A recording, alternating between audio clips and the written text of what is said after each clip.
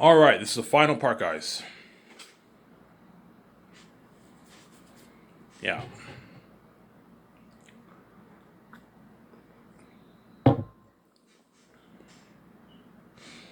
So yeah, and that's why Peter will work harder for me than what he even did for Lord of the Rings. Because I paid him more money, obviously. The money talks, man. If you pay Peter more money, he'll work double harder for me.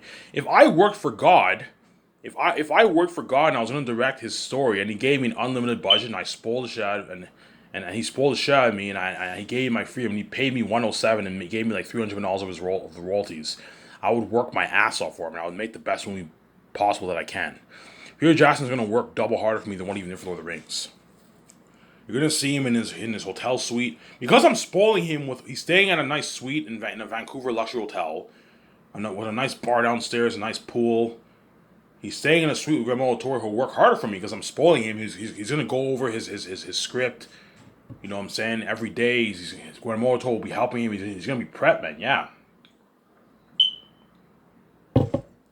I'm gonna give Peter Jackson my notes that I took for VJ obviously during the 8 months.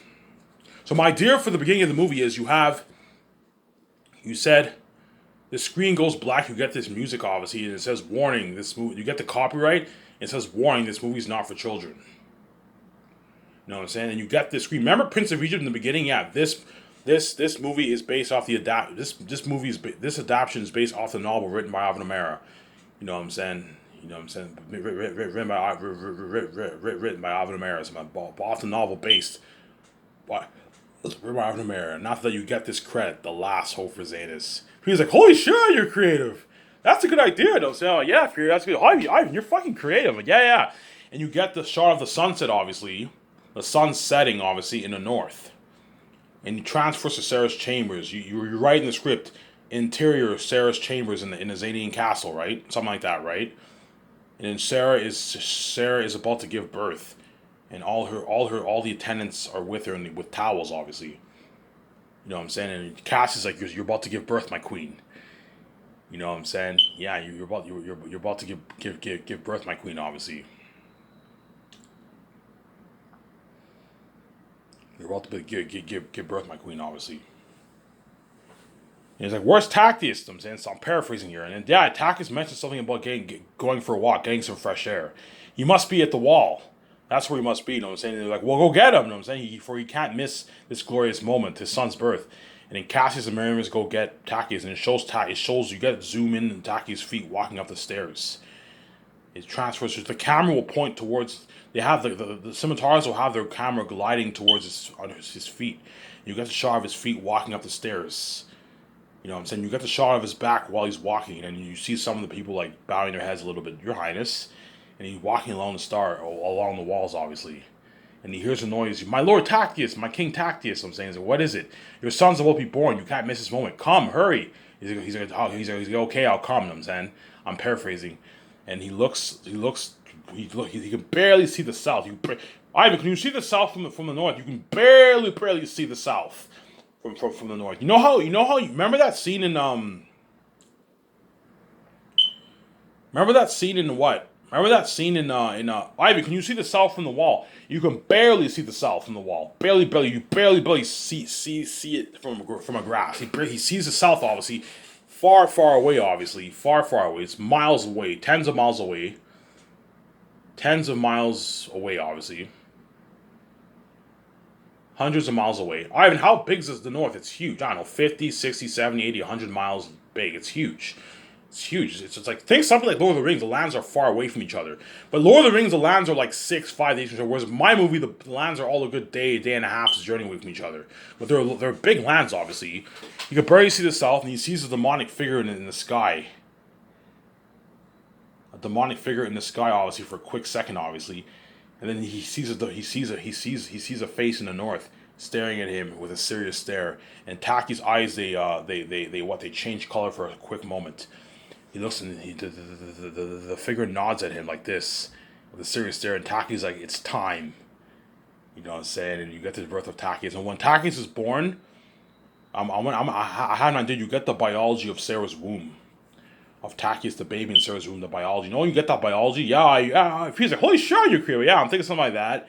And Takius is born. You see Queen Sarah screaming, and Takius is in the room. Obviously, you get his birth from Takius' perspective.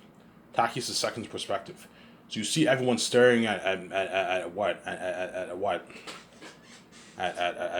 Queen Sarah, obviously, while the baby's getting released, and you get this song, and while that's going on, when he's born, everyone bows to the Prince of Zanus. I'm saying in the book they don't bow, but in the movie I might have all the people in the room bow, obviously, and then the eagles have their bird cry, something like Lion King, and I'm gonna transfer a scene to the Northern Gilead Mountains where the birds and the wild stags are what are aware are they sense Tactius' birth, obviously. It's something like Lion King, yeah. He was like, holy shit, you're creative.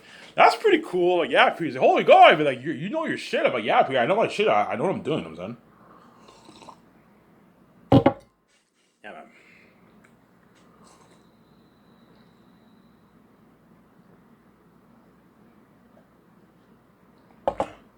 Yeah. And then once Takis is born, you have a celebration in the Zanin castle. So Takis and them invite guests. It's a celebration late at night. They invite guests, obviously, and Sarah is obviously weak, obviously, because she's from labor, obviously. But she's sitting on like this carriage, and Takis gives a toast, obviously, to his son, obviously. And then that's when Takis eventually goes out and he has. And Sarah's like, no gift we have no gift we have given our son. You know what I'm saying? Takis, you know what I'm saying? And then yeah, and that's when Takis goes outside the wall. He's like, Eagles, watchers of the north, you hear your king. You know what I'm saying? Like, we hear you, sire. You call him also king. You know what I'm saying? What is it, sire? You know what I'm saying? He's like, take this note. He's like, make haste to Sapphires to the south. Tell them the king of Zayn sent you. Have them forge a sword for my son. That leads to Cornelius' father, Nilii, who forges a sword for Takis. I want to spoil a sword for you in the prologue, obviously. And he delivers Takti's sword. He journeys all the way from the south, Sapphires, all the way to the north, to deliver the weapons, obviously. To deliver the weapons. That's all I'm gonna say. Is I don't want to spoil the sword for you. Then after that, it transfers to the south. You get this like shot. It transfers it transfers to what? To Barak. Obviously, to the Barak, obviously, you get this shot, this nice, beautiful shot of Barak. And then, for me, it's probably with a fool, obviously, it's moonlight. And the sun. I want a nice shot of the sun setting, and it's all of a sudden moonlight in the south, and you have Barak. And Faful is born. So Takis and Faful are born on the same day. Why, Evan? I don't want to spoil so. You'll find what I mean when you read the book, obviously. I don't want to spoil the story for you. I don't want to spoil the story for you, see what I'm saying? I don't want to spoil the story for you. That's why Zayn will be the best story told in Molson Vision, man. Best story ever told in Molson Picture.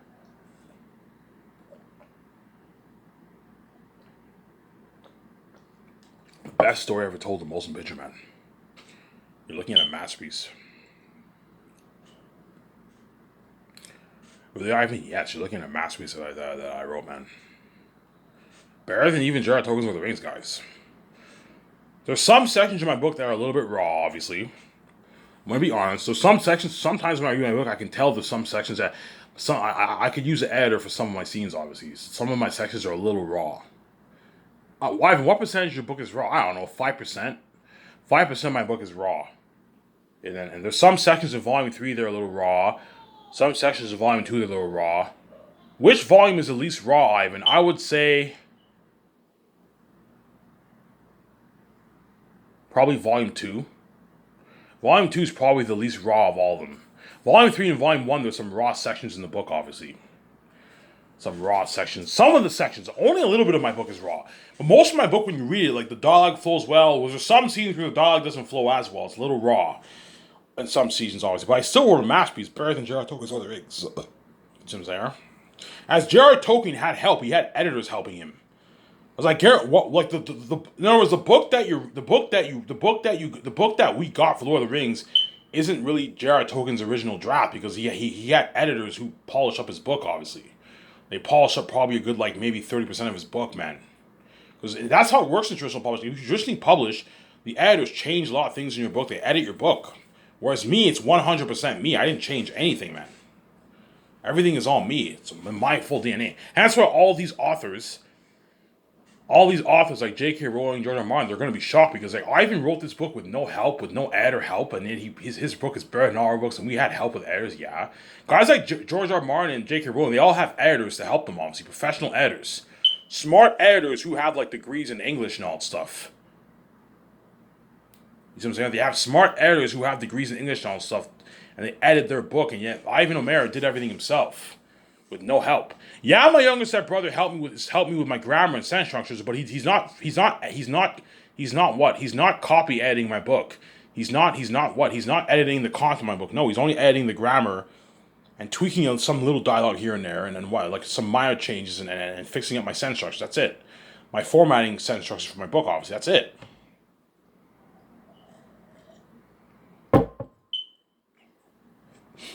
You see what I'm saying?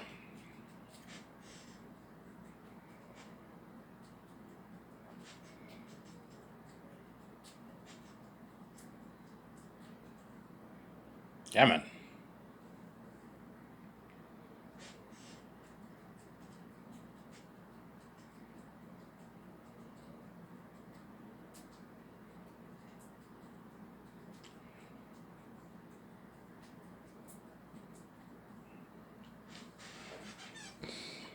Yeah.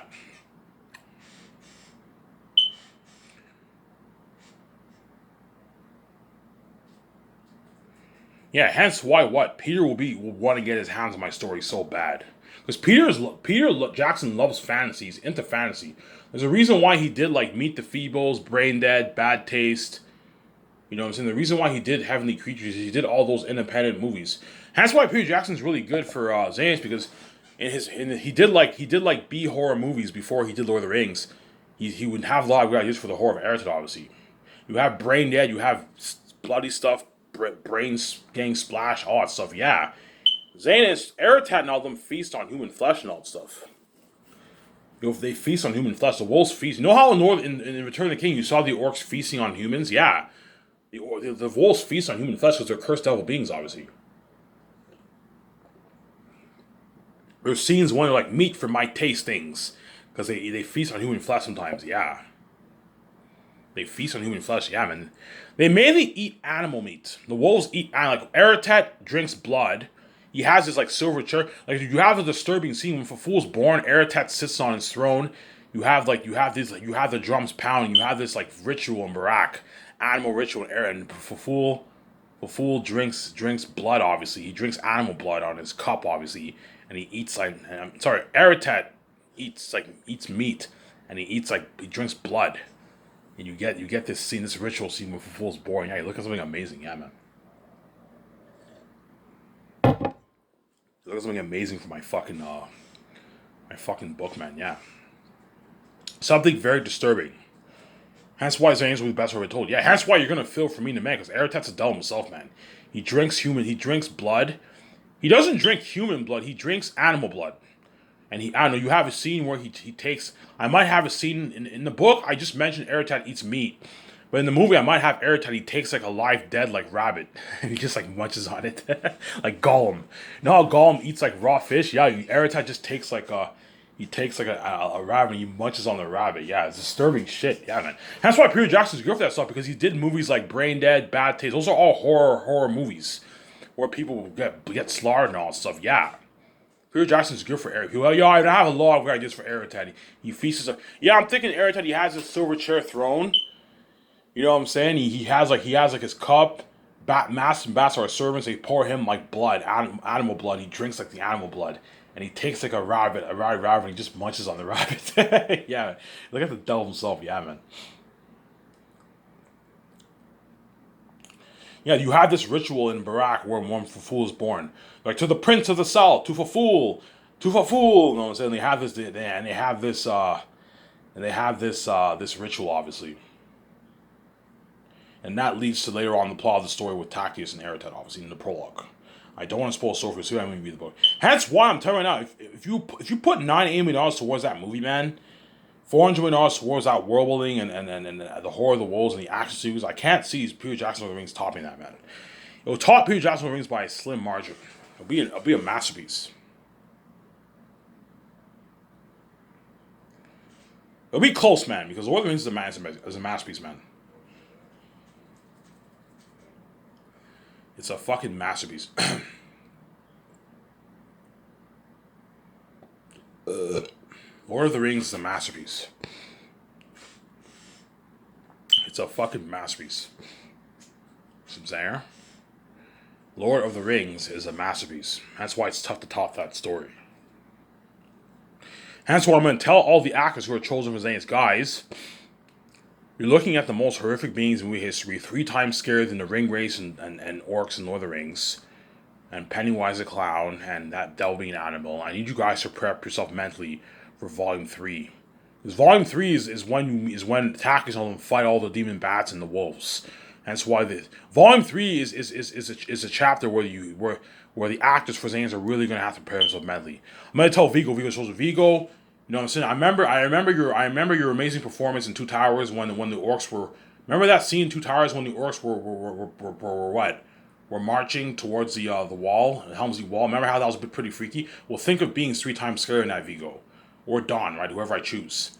I need you to prepare my Ivan. Don't worry about it. I'm gonna be prepped, man. I'm gonna destroy the role. And he destroys the role. Yeah, they destroy the role. Yeah, because I pay them millions, man, and they're gonna work hard for me. Obviously, if you thought Vigo's acting in Lord of the Rings was good, or Don Cheadle's acting in Marvel was good, they're gonna work double harder for me because I paid them more money. Obviously, they know they're gonna strike it rich with the royalties. They're gonna make their nice, I don't know, 8 million royalties, 9 million royalties, and they also got their 10 mil salary. They're gonna work hard. They're getting a nice 100 like $50,000 check every 2 weeks. They're gonna work hard, man. They're gonna work hard for me, yeah, man.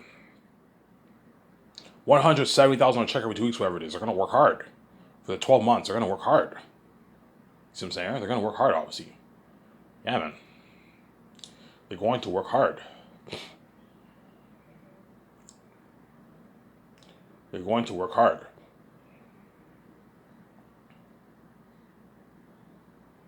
Yeah, man.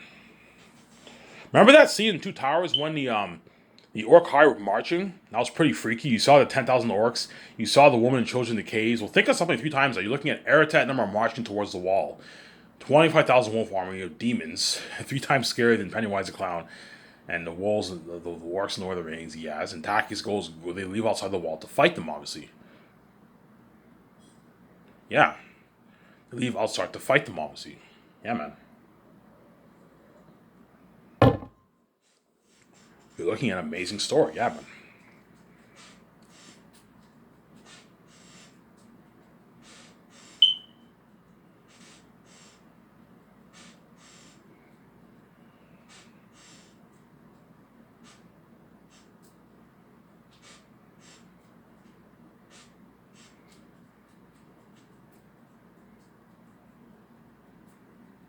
Yeah, except Viggo Mortensen, if he's chosen for Meramis, he will not be a sword fighter. He'll be an archer. But I might have him have daggers, like Legolas. He has like these daggers and he fights with his daggers. Or I might have Viggo. Hey Peter, what do you think this is cool? What if Viggo Mortensen or Don Cheadle, they have this like big bow like Legolas? They have their bow and arrows and they have like blades at the ends at the end of the bow and they fight with their bow like this. I think that's pretty cool. Like, yeah, that's pretty cool. So, holy shit, you're creative. Yeah, man. All right, but you know your shit. I'm like, yeah, I think that's pretty cool. I'm saying, or I might have Vigo or Don have daggers. They fight with daggers because Meramis is a captain of the archers. Yeah, he's a captain of the archers. He's an archer. So Viggo Mortensen will not be fighting with his sword. He'll be fighting with his bow and arrow. He's an archer, obviously, and Andy Serkis has his bow and arrows, and the serious actor will be fighting with his bow and arrows too. Whereas all the other actors are melee fighters, and Tacitonius. Tacitonius is both melee and bow and arrow, but he fights more with his sword. Obviously, he only fights with his bow and arrow in the caves. He fights with his bow and arrow in the caverns, obviously, but he also fights with his sword. In the end war, Tacitonius fights with his sword. He has like his long sword, obviously.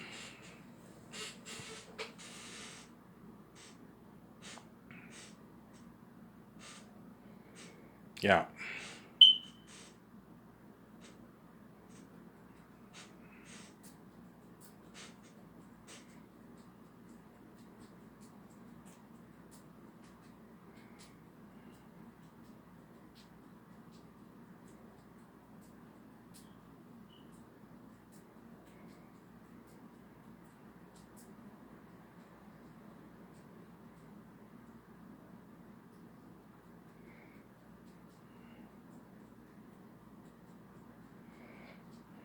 Yeah. Yeah, I'm gonna tell all the actors' names, guys. You're looking at the most horrific beings in movie history. I'm gonna do a thing the third year when they train with me, obviously. When all the actors in the movie who fight, I'm gonna fly in a good like I don't know 18 actors into Vancouver around there. Because you also have the actor for Queen Sarah and Lithias. They also ride horses. They're gonna be with me, training and doing horse training, obviously. And the men are gonna be doing 3 days of tackle training and 2 days of horse training too. They're gonna have a blast. We're gonna have fun, obviously. I'm gonna have to have my team make the calls for a building and rent a nice training facility for me and rent a nice big building, a pretty big building in Vancouver. Rent it for training. So all of us are gonna train all the men and wolf actors who fight. The Ephesus actor, bow actor, morale actor, fool actor, Eratet actor. They're all gonna train with us, obviously. In training, obviously. I'm gonna bring all the actors together. Okay, guys. You guys all saw the consoles. Yeah, Ivan, that's fucking freaky. Okay, guys. The crewmen in Switzerland now finish making some of the masks. These are the demons. These are the demon beings we're dealing with, Ivan. These are the demon characters we're dealing with. We're gonna be dealing with in the movie, obviously. And the actors are like, Ivan, like, how scary are these beings? Like, okay, guys, I'm gonna show you the picture. I bring them to my boardroom. I connect my thing, my laptop to the screen. I project this. I show them the pictures. Like, holy shit, the docking's flowing this. You get this music. Like, holy shit. Yes, guys, this is what we're dealing with. You're looking at Ivan. You're looking at guys. These horrific masks. I'm putting a lot of money to. I'm putting hundreds of millions of dollars towards this horrific mask here that you see. Ivan, like you're putting millions of $400 million towards that fucking mask. Yes, yeah, guys. Guys, you're looking at walking devils, guys. 3 times scarier than what you even got for Lord of the Rings, Pennywise the clown, and fucking what the devil being an animal. You're looking at demons, guys. Are you guys ready to go on this journey with me? Yeah, we're ready, Ivan. And the actors are gonna prepare this mentally. Yeah, because I paid them more their millions, obviously, and I spoiled them. All the actors are gonna be a part of. I'm doing commercials for my company.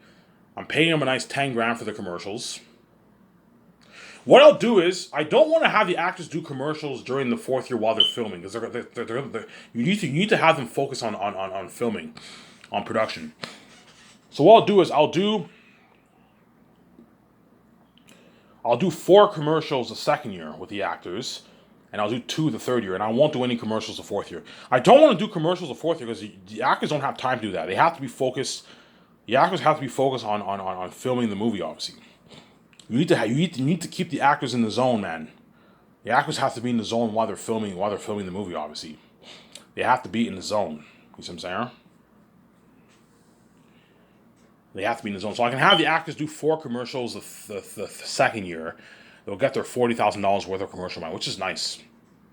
So because I'm not paying them for a good 2 years, pay them something that way you help them out. They don't need the money. Those guys are all millionaires. They have money. But pay them a little something that way they have something for themselves. See what I'm saying? Pay all your stars a nice 40 grand, 40 grand for the second year. I'll do 4 commercials. I'll do a commercial the day I do the ad shoot. I'll also do the commercial. Okay, guys, let's take our pictures first for the ad shoot. Obviously, let's take our picture first for the ad shoot, and then afterwards we do the commercial. Obviously, we do the commercial. Obviously, we do a quick 2.5 minute commercial, and I pay you 10 grand for it. So I'll have the actors do 4 commercials the second year. And I'll have Peter Jackson do 1 commercial with the actors the second year, and 1 commercial with the crewman with the 17 the first year, or Mel Gibson, whoever I choose. Because I might choose Mel Gibson over Peter Jackson. Don't hate me, Peter, you know what I'm saying? Yeah.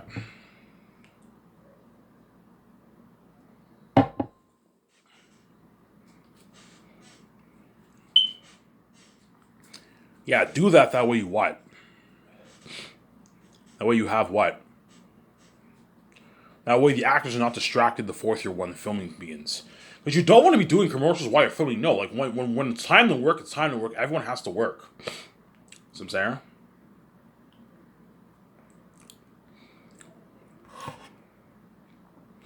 When it's time to work, it's time to work. No one has time. Yeah, people be like, I don't want to be doing commercials while I'm directing. I'm in the zone. I want to focus on the work. Yes, when it's time to work, it's time to work. Everyone has to work for the 9 months. Everyone has to work for the 9 months. See what I'm saying? Everyone has to work for the 9 months.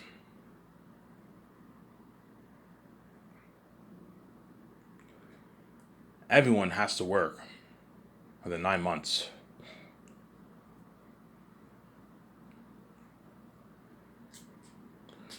Obviously. Which is a good deal. Okay, guys, for the 2 years that you don't get paid, I'm going to pay you $60,000 worth of commercial money. That way the actors are not pissed off. All right, and that's a good deal. Yeah, I won't pay you for 2 years, but I'll give you a nice $60,000 worth of commercial money. If the actor needs money, pay him his salary, pay him a bonus from his salary. If the actor needs money. But chances are those names actors will not need money, as all those names actors all have money. They all have at least a couple $100,000 to millions in their bank, at least 800 $1 million in their bank. They're rich people, man. And the A's actors all have 10 plus million, tens of millions in their bank. 10, 15 million, 12 million in their bank the A's actors have. You see what I'm saying?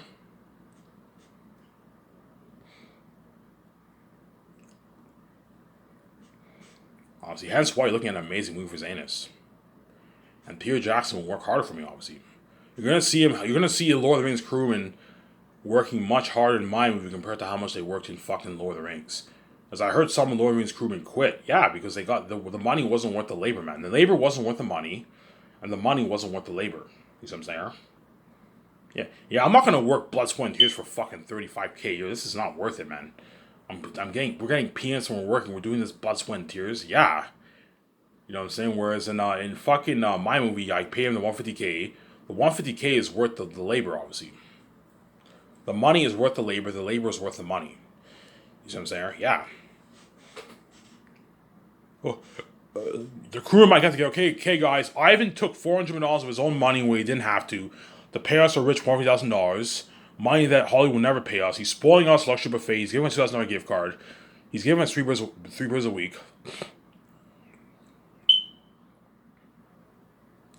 Let's not fuck up his movie. Let's work our asses off for him. And they work hard for me, yeah.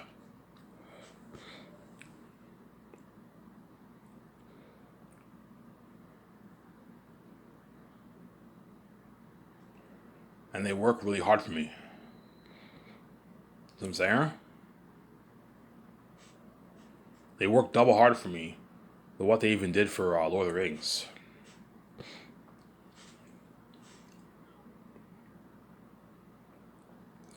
Because Lord of the Rings, they got their shitty $30,000.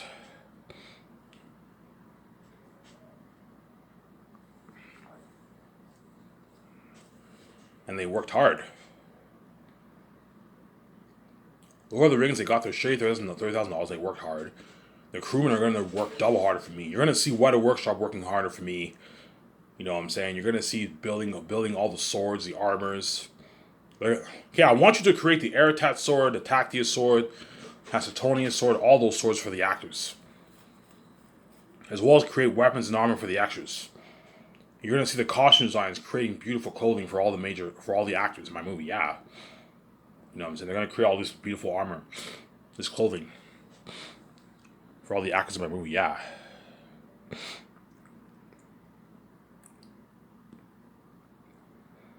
Yeah, man. And you're going to see Peter working double harder for me than he did for Lord of the Rings. Because I paid him more money. He's going to make his, I don't know, $300 million in royalties. 300 million in royalties he'll make, Peter. 300 million in royalties, excluding his 107. He'll work hard. He signed his $50 million deal, $50 plus million deal. Peter, he'll work hard. It's a lot of money, man.